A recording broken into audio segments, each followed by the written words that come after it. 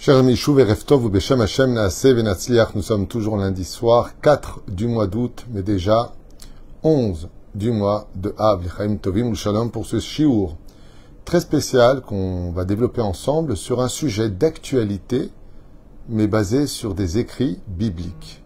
Donc un sujet prenant, intéressant, qui répond à beaucoup de questions, mais je le dis à l'avance, Be'ezrat Hashem, je n'apporte aucune opinion personnelle, je ne viens pas de parler avec l'intelligence artificielle ou ce que pense la droite de la gauche, des conflits, pas du tout. Je viens parler des écrits bibliques pour celui qui y croit, pour celui qui y adhère, pour celui qui donne du crédit à notre Torah, car ce que vous allez entendre ce soir pourrait froisser certaines oreilles, voire déplaire à certaines personnes, et je m'en excuse, car je n'en ai nullement l'intention. Les références vous seront données sur la Bible, de ce que dit la Bible par rapport à certains événements que nous traversons tous ensemble. Ce jour, ce soir, nous a offert gracieusement par une femme extraordinaire, Alexandra Berebi. Extraordinaire parce que elle a été patiente, il y a une liste, j'essaie de faire le maximum. Là, par exemple, ce soir, c'est mon 6e cours de la journée, je fais ce que je peux. Voilà, donc pardon d'avoir tardé. Oufren Shur pour remercier Akadosh Baruch Hu. Voilà pourquoi l'extraordinaire Alexandra Berebi, chez Hashem Evarech Otar, avec une dédicace qui dit: avec une immense gratitude envers le Créateur du monde, je dédie ce cours de Torah en remerciement pour le merveilleux cadeau aussi qu'il nous a donné par sa vie, la naissance d'une petite fille merveilleuse, Hadassah Chana Bat Rivka Alexandra. Mazal Tov Besha Tova. En bonne santé après 3 garçons, Baruch Hashem, la misva est faite. Zéro. Fille et garçon, bravo. Chaque enfant est une bénédiction à un monde entier, un souffle nouveau d'espoir et de lumière. Nous reconnaissons la main d'Hachem dans chaque détail, dans chaque battement de cœur et dans chaque instant de cette nouvelle vie. Que cette étude soit un mérite pour notre fille, qu'elle grandisse sur le chemin de la santé, de la joie, de la lumière de la Torah et de ses bonnes actions. Qu'est-ce qu'on peut demander de plus? Be'ezrat Hashem, Yiratson, que vous ayez cette bénédiction sur vous. Dor Yesharim Mevorach Mipi Elion, une descendance bénie sur tous les chemins de la Torah. Une pensée pour nos otages, toutes les personnes blessées et malades. Je pense que Alexandra sera d'accord et répondra Amen à ce moment-là. Chers amis, je voudrais partager un sujet délicat, difficile, en l'honneur de ce chiour, parce que Bémet, on ne pouvait pas faire un meilleur chiour pour remercier Hachem de ses commandements. Alors, le titre s'appelle « La mort des civilisations ». Le titre est un petit peu brutal. La mort des civilisations, et pourtant on ne peut pas l'appeler autrement. L'extinction, l'extermination, non. On parle d'une mort des civilisations. Mais pour pouvoir comprendre cela, voyons ce que nous livre la Torah elle-même. Au commencement, Dieu créa le ciel et la terre, comme vous le savez tous, et en 6 jours, le monde a été créé. Le 6e jour au matin, les animaux terrestres vont être créés, puis, vers le soir, 3 heures avant l'entrée de Shabbat, Adam et Ève vont être créés. Le premier couple de l'histoire, Zachar Nekeva, homme et femme. Et c'est très important de m'accorder votre temps, de partager ce cours, parce qu'il va répondre à beaucoup de questions de ce que l'on vit aujourd'hui. Et voilà, que Dieu a dit, il n'est pas bon pour l'homme de vivre seul, je vais lui enjoindre une femme. Isha. Pourquoi Isha? Car elle a été prise de l'homme. Isha. L'homme, la femme. Vous l'avez bien compris. Et puis il y a la faute. Cette fameuse faute originelle, non pas avec une pomme, mais avec du blé, du raisin ou une figue. C'est les 3 opinions de la Gemara dans 2 endroits différents. Et l'homme et la femme se retrouvent maudits de 10 réparations, chacun d'entre eux, 10 l'homme, 10 la femme, 10 le serpent, 9 la terre, qui seront réparés par les 39 interdits de Shabbat Kodesh. C'est pour cela que celui qui veut réparer toutes les malédictions de ce monde, il faut qu'il soit Shomer Shabbat. Et 39 travaux du Shabbat, représentés au niveau des constellations, comme la Gemara l'enseigne dans Maseret Shabbat, par Saturne. Saturne qui est une planète entourée d'une couronne. Et voilà que, quand on avance dans la Torah, dans la paracha de Bereshit, donc première paracha, on nous parle tout de suite dans la descendance de Caïn, qui va tuer Abel, pour lui prendre ses femmes, parce qu'il est jaloux, parce qu'il est mauvais, les nations qui vont naître de cette union vont créer les familles du monde. Les Mishpechot Ha'adama. Nous sommes dans la paracha de Noach, où on appelle ça les familles de la terre. Ce qui veut dire quoi? Que quand Dieu a créé l'homme et la femme, il leur a ordonné une chose. Croissez et multipliez. Ce fut pareil pour le 5e jour, création des animaux, croissez et multipliez. C'est pour cela que chez nous les Juifs, il est strictement interdit de stériliser un animal. Car le commandement de la Torah, c'est croissez et multipliez. Comment tu viens, tu lui retires le moyen.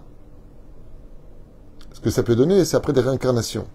Où la femme vient au monde, elle est stérile. Pourquoi? Parce qu'elle a rendu stérile des animaux. Elle a rendu stérile. Après, c'est des contes divins, je ne veux pas rentrer là-dedans. Mais juste pour que l'on retienne un petit peu, qu'est-ce que Dieu il attend de son monde? Il a créé ce monde. Qu'est-ce que Dieu attend de ce monde? Il attend tout simplement que le mâle épouse la femelle chez les animaux, que l'homme épouse une femme. C'est comme ça que le créateur du monde, et ce dans toutes les religions, chrétiens, islamiques, dans toutes les religions, il n'y a pas de quiproquo là-dessus. Un homme pour une femme. Comme on peut constater chez les animaux, pour qu'il y ait une productivité, il faut un mâle et une femelle. Et on voit que même les mélanges d'espèces, en prenant une jument avec un âne, vont donner ce qu'on appelle un mulet, mais il est stérile.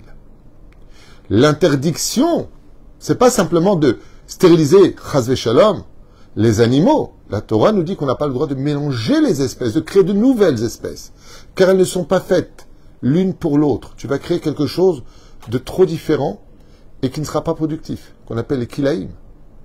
Ce n'est pas bon. C'est anti-Torah. Pour celui qui y croit. Il ne croit pas en la Torah, ce cours-là, pour lui, il ne veut rien dire. Et c'est pour ça, c'est très intéressant de constater que tout de suite, la Torah va nous parler des 7 lois de Noé. Chaque civilisation sera ordonnée sur les interdits des incestes et les interdits de l'idolâtrie, essentiellement. Après, on va rajouter Ever Minachai. C'est un commandement des Rabbanan, tu ne mangeras pas d'un animal vivant. C'est-à-dire, si tu veux le manger, il faut le tuer d'abord. Mais ça, c'est un rajout. Ainsi donc, qu'est-ce qu'on observe? On observe dans la Torah que la descendance de Caïn vont s'offrir 2 femmes. Et la Torah nous dit pourquoi il va épouser 2 femmes, une pour les plaisirs sexuels et une pour enfanter des enfants. Ce que je vous dis est marqué dans la Bible. Je suis toujours en parachat de Bereshit. Il va épouser 2 femmes, et qu'est-ce qu'il va faire avec? Une pour jouer sexuellement et une pour ceci. Ça s'appelle la descendance de Caïn, ça s'appelle la descendance du mâle. Pourquoi? Parce que dans le judaïsme, dans la Torah, la sexualité est vue comme un acte extrêmement saint, extrêmement pur et extrêmement productif.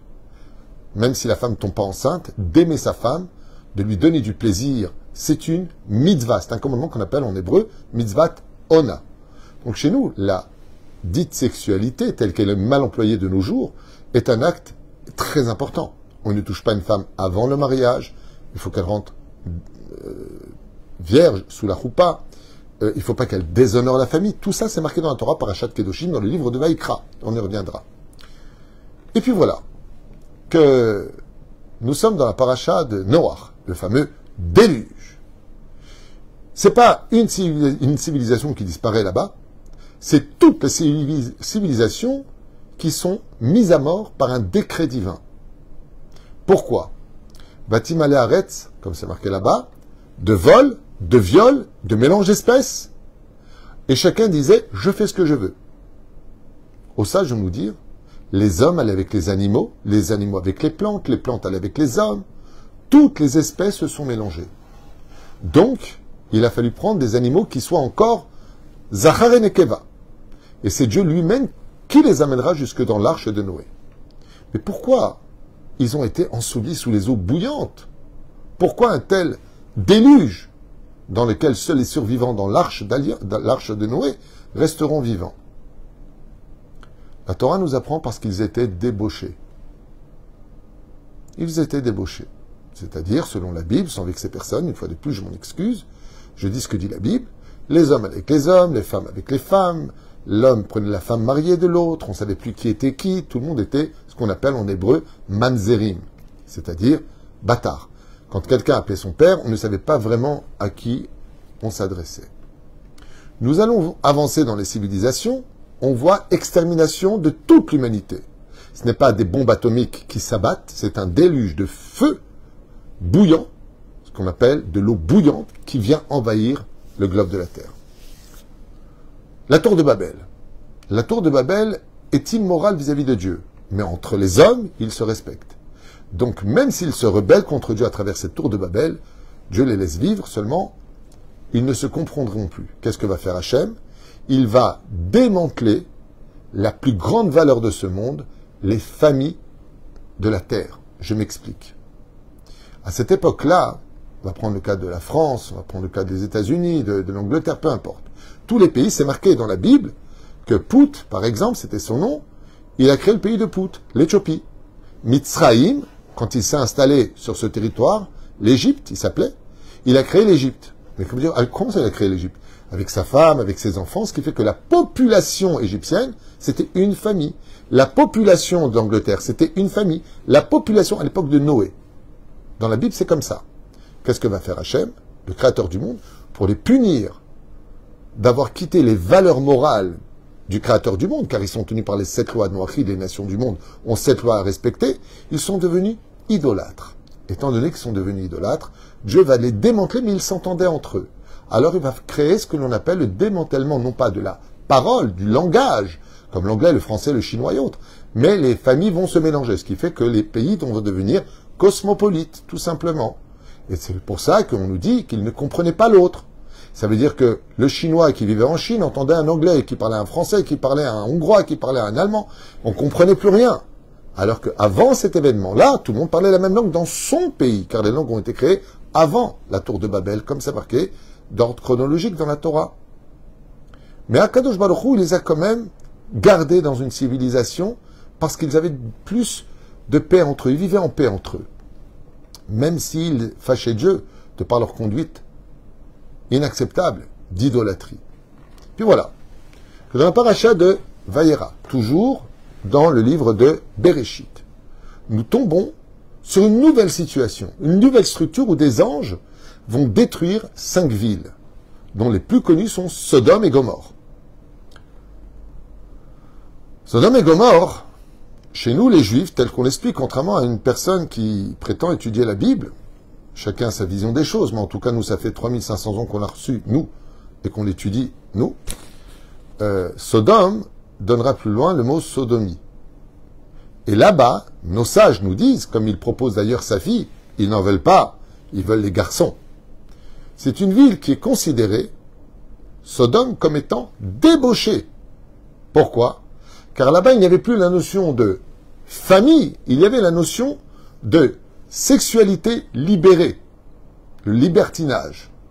On prend qui on veut, on ne donne d'aide à personne, personne n'a rien à nous dire. C'était la dictature de la débauche par excellence. Qu'est-ce que fait Hachem? Il extermine toute cette civilisation sur ces 5 paliers d'histoire, ces 5 villes citées dans la Torah, dans la Bible. Les 5, Sodome, Gomorrhe, Tivon, Adma et Tzoar, si je me rappelle bien. Donc ces 5 villes disparaissent. Quand on arrive en Égypte, on peut faire ça sur toutes les civilisations, mais c'est très intéressant.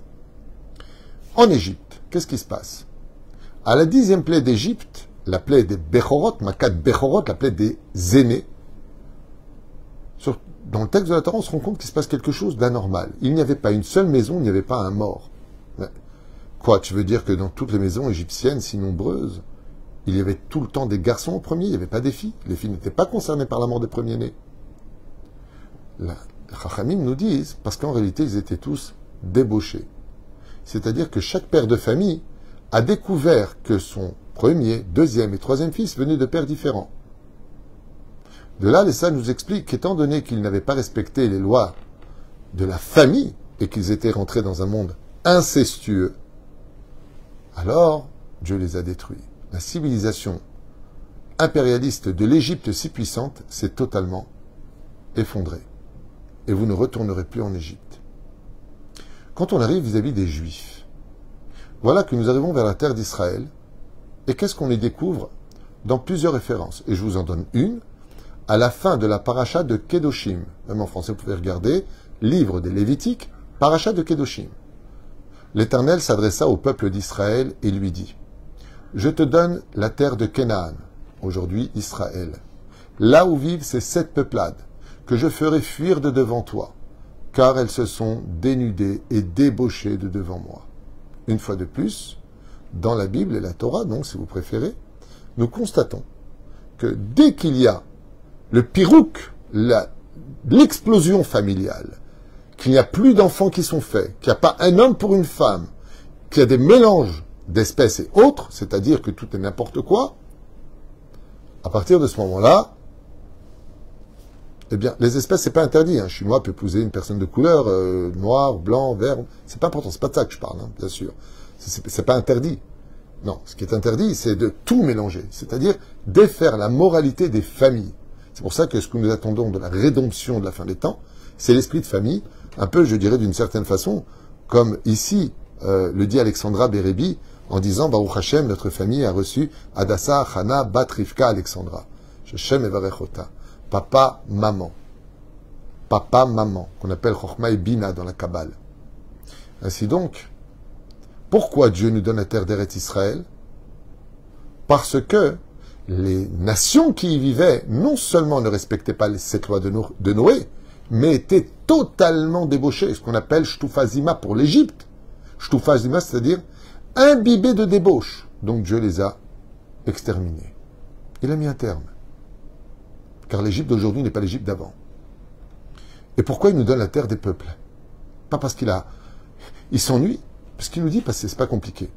Quand une nation se débauche, que les structures familiales se détruisent, qu'on ne veut plus d'enfants, et qu'on est emmené en laisse par sa sexualité au lieu de la diriger, qu'on libère ses pulsions animales telles qu'on a envie de les vivre, et je fais ce que je veux, et si ce que j'ai envie, personne n'a rien à me dire, et fais gaffe, et patati patata. Résultat, qu'est-ce qu'on observe? Qu'une peuplade qui garderait les valeurs familiales, Dieu les installerait en faisant disparaître les civilisations qui les ont précédées. La mort des civilisations vient essentiellement de ce point, dit et redit et redit tout au long de la Torah. Le pire, c'est que même pour nous les Juifs, si on fait de l'inceste, destruction du premier temple, envoyé par Nebuzradan, avec l'arche d'alliance, qui sera emmenée en Babylonie, selon Rabbi Shimon Bar Yochai, ou Rabbi Elazar en Orkanos, même si Rabbi Yehuda dit que ça a été enterré sous le kotel. Mais qu'est-ce qu'on vient apprendre? Pourquoi Dieu nous a expulsés? Il nous le dit dans la Bible, dans la Torah c'est marqué. Mais vous, enfants d'Israël, je vous donne cette terre. Si vous commencez à vous débaucher, si vous commencez à faire des mélanges qui n'ont pas à être faits, c'est-à-dire que les valeurs familiales, papa, maman et enfants disparaissent, ben je vous vire de cette terre et je la donnerai à des gens qui garderont les valeurs familiales. La terre vous vomira. Ce fut le cas de la Babylonie, qui s'appropriait des femmes qui n'étaient pas les leurs. Ce fut le cas de la Perse. La Gemara nous dit que Aman avait pris toutes les princesses des 127 provinces et les avait mis enceintes au nombre de plus de 887 enfants bâtards, fils d'Aman. Par sa menace et le sceau du roi qu'il avait sur lui, il s'octroyait le droit de prendre toute femme, comme Bilam qui était impur et qui couchait avec son ânesse. Certains couchaient avec des chèvres et d'autres avec des chiens, lo alinu velo alechem. Akadosh Baruch Hu a de la patience pour toutes les fautes, mais pas pour la débauche. Ce qui fut le cas de la Grèce, où tout fut libéré. Les vêtements, il y avait une certaine notion de pudeur. Non. L'Olympe a été créé par les hommes, Apollon, la déesse de la beauté, et tout ce qui va avec, pour se donner bonne conscience au nom de l'idolâtrie, d'avoir raison de vivre les débauches que je veux vivre. Et ce fut pareil pour Édom. La Gemara, le Talmud nous dit, chers amis, quand les filles d'Israël, à l'époque du deuxième temple, furent détruites par Titus, ils ont posé la question sur les galères qui les emmenaient vers Rome. Où nous emmenez-vous? Et ils répondirent dans les maisons roses, les maisons de débauche. Rome sera détruite pour cela. Dès qu'on veut rentrer la débauche, dès qu'on veut rentrer l'inadmissible, dès qu'on perd l'identité familiale ou l'identité personnelle, un garçon qui veut être fille, mais si Dieu t'a créé garçon, c'est parce qu'il a besoin de toi en tant que garçon. Si Dieu t'a créé fille, c'est qu'il t'a créé en tant que fille parce qu'il voulait que tu aies des enfants, que tu sois enceinte, que tu te maries. Selon la Bible, encore une fois, je ne m'adresse pas à vous, je ne fais pas une émission qui s'adresse aux non-juifs, je m'adresse aux juifs dans ce que je dis avec des références bibliques. Donc il n'y a pas d'ambiguïté au sein de ce que je dis en disant oui, je ne comprends pas pourquoi ils nous jugent. Je ne juge pas, je vous apporte des événements ou des faits que vous pourriez étudier vous-même. On parle de la Bible. Demandez à votre propre religion, elle vous confirmera mes dires. Et c'est pour cela que c'est très important de comprendre, chers amis, que le changement d'identité, c'est le commencement de l'extinction de la nation. Et que si, sur un domaine démographique, je ne perpétue pas mon système de vie, ma démocratie, qui passera par le vote, et que moi, ce que je veux, c'est juste un seul enfant, et encore, et que cet enfant, dans un pseudo-égoïsme, au nom de mon amour, qui aurait pour époux un autre homme, je vais donner à cet enfant deux papas, ce qui, pour la Bible et la Torah, représente un déséquilibre. À la limite, est-ce qu'on lui a posé à lui, l'enfant, la question, est-ce que toi, tu aimerais avoir deux papas? N'est-ce pas là aussi le privé d'un droit au nom de la démocratie? Est-ce que l'enfant, lui, il est d'accord d'avoir deux mamans à la maison? Deux papas à la maison? Alors j'entends déjà les cris, mais bien sûr qu'il est d'accord, viens voir, notre enfant, il est plus heureux que le tien. J'entends déjà ces cris. Même si vous aviez raison à l'échelle personnelle, ce n'est pas une raison à l'échelle générale. Bien au contraire. Une enquête a été faite aux États-Unis sur certains enfants de 6 ans qui ont voulu changer de sexe et qui ont mis fin à leur vie à l'âge de 16 ans. Je l'ai lu sur Internet. Vrai ou faux, j'en sais rien. Vous savez, les informations, elles viennent, elles vont. On ne sait pas réellement qu'est-ce qui est 100% vrai. Mais ce qui est 100% vrai, c'est la Torah. Et la Torah nous dit qu'à partir du moment où je viens changer la face d'une nation, ça veut dire que je suis perdant dans tous les domaines, puisque les familles ne sont plus créées. Et je vais cautionner ça au nom de l'État. Dieu change l'État. Dieu change la République. Et Dieu lui-même laisse faire que la nation, comme je vous l'ai souvent dit, toutes ces manifestations qui crient une haine contre le juif ont lieu à la place de la République, à la place de la nation.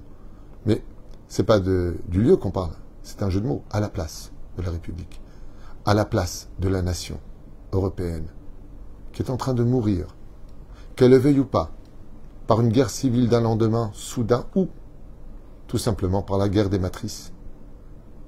Ou cette nation différente de l'Europe, qui vient des pays d'Afrique, et qui est aujourd'hui très installée en Europe, n'a même pas besoin de se fatiguer. Ils n'ont juste qu'à profiter. Car sur le domaine démographique, dans les prochains votes des années qui arriveront, la démocratie les servira sur un plateau en or de prendre un pays avec toutes ses valeurs et toutes ses richesses, sans même avoir levé le petit doigt. Parce que pendant que eux continuent et perpétuent avec leur religion l'esprit de famille, le respect des parents, un homme avec une femme ou plusieurs femmes dans certains cas, ils produisent des enfants qui à la majorité auront un droit de vote et qui nommeront des maires de chaque ville et puis des départements jusqu'au président. Et automatiquement, qu'est-ce qui fait d'une nation une nation? 3 choses. C'est marqué dans la Bible, Paracha de Shemot, livre de Shemot. 3 choses font d'une nation la reconnaissance de son identité. 1. Sa langue. 2. Ses vêtements. 3. Son symbole, son drapeau. Ce qui fait que si je suis habillé différemment, d'un pays différent, par exemple, imaginez Bruce Lee habillé en Bruce Lee, vous savez, ce fameux vêtement chinois, avec les chaussures chinoises qu'on voyait dans les films. Vous arrivez dans un quartier où ils sont tous habillés comme ça, tu te penses être en Chine. Comme Shaitan, un truc comme ça, à New York. j'ai oublié comment ça s'appelle, un quartier comme ça, où ils sont tous habillés. C'est écrit dans les écritures chinoises. C'est le quartier chinois. Même si c'est aux États-Unis, mais c'est le quartier chinois. Mais là, c'est pas un quartier. C'est la Belgique, la Suisse, l'Angleterre, la France, l'Italie, l'Espagne, Portugal. Tous les pays sont en train de changer de civilisation, de religion.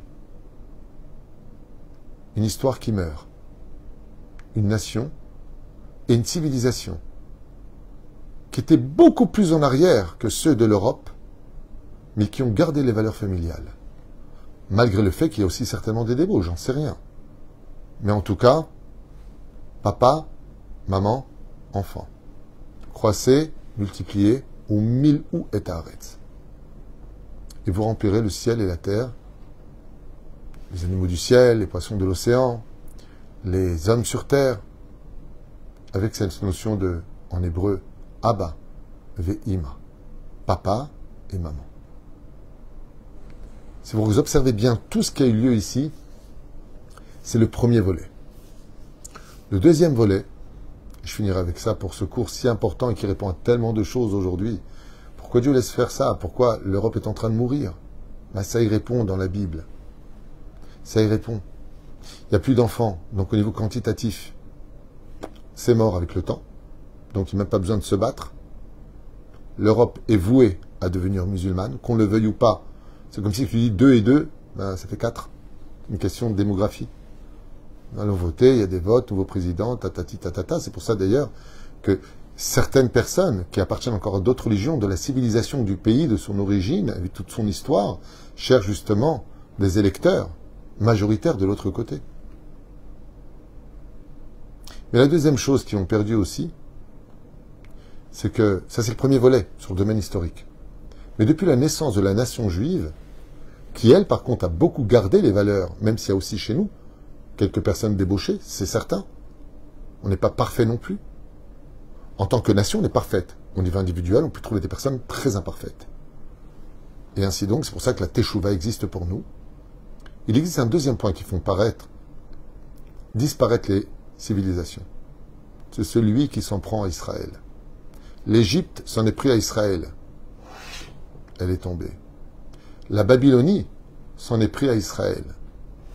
Elle est tombée. Les Grecs s'en sont pris à Israël. Elle est tombée. Rome s'en est pris à Israël. Elle est tombée. L'histoire nous a montré que chaque fois qu'un pays était souverain et puissant comme l'Espagne, à l'époque de Ferdinand, Isabelle la catholique, la grande Espagne, elle est tombée. Quand on touche à la nation d'Israël, à la communauté juive, l'histoire, pas moi, l'histoire nous montre que cette nation est vouée à tomber. Cette nation est vouée à tomber. Comme je l'ai dit le jour de Tisha B'Av, il y a aussi des dangers sur le domaine international. C'est que si une nouvelle civilisation d'une autre histoire, en parallèle de l'histoire européenne, qu'on appelle l'Occident, face à l'Orient, vient prendre la place de l'Occident, il se rend aussi propriétaire de tout ce que possède ce pays, y compris de ses bombes atomiques. Ça veut dire qu'une nouvelle civilisation, et peu importe qu'elle soit aimante ou haineuse, quand elle prend le pouvoir, elle prend tous les pouvoirs du pays. Ce qui fait qu'une nation qui n'avait pas de bombe atomique pour menacer le monde, en se rendant propriétaire d'un pays qui possède la bombe atomique, devient une menace pour toute l'humanité. Et c'est ce que nous dit la Torah. Dieu promit de ne plus jamais envoyer de déluge envahir le ciel et la terre, mais il n'a jamais promis de ne pas envoyer un déluge de feu pour ne pas régler ses comptes avec la débauche sur terre. Car le monde a un propriétaire et que la notion que Dieu a demandé à ses créatures, qu'on le veuille ou pas, c'est un père, une maman, des enfants. Pas d'idolâtrie, respectez-vous. Respectez les 7 lois qui vous concernent. J'ai fait des cours sur les 7 lois noachides. Pour ceux qui donnent du crédit à mes paroles, qui ne sont pas les miennes, je le répète, et je m'excuse une fois de plus si des gens se sentent un petit peu frustrés par rapport à ce que je suis en train de partager avec vous, mais sachez que je ne dis que des vérités, et que ces vérités-là ne sont pas les miennes, mais celles d'un livre qui est le plus ancien, le plus lu, mais peut-être, certainement, je dirais, le plus mal compris de bien des gens sur terre. La reine Bezrat Hashem, le mieux, que les familles se recomposent dans l'amour et qu'on laisse le peuple d'Israël tranquille. Kol Tov et Litraot et Mazel Tov pour ce bel enfant que Dieu vous a offert.